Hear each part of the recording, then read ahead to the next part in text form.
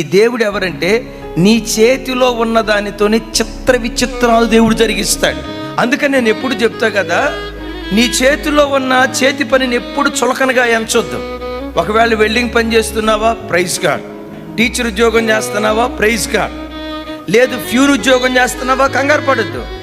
అందరూ చదివినట్లుగా software చదవకపోవచ్చు, BSc చదివావా, నీ చేతిలో ఏ సర్టిఫికెట్ ఉందో నమ్ము.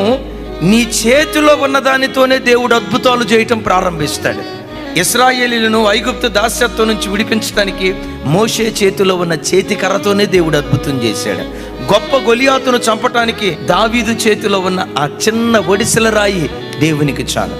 తమ్ముడు, నా చేతులెత్తి నేను దీవిస్తున్నా. నీ చేతిలో ఏ ఉద్యోగం ఉందో, నీ చేతిలో ఏ వ్యాపారం ఉందో, నీ చేతిలో ఏ చదువు ఉందో, నీ చేతిలో ఏ సర్టిఫికెట్ ఉందో, దానితోనే నా దేవుడు నిన్ను ఆశీర్వదించును గాక.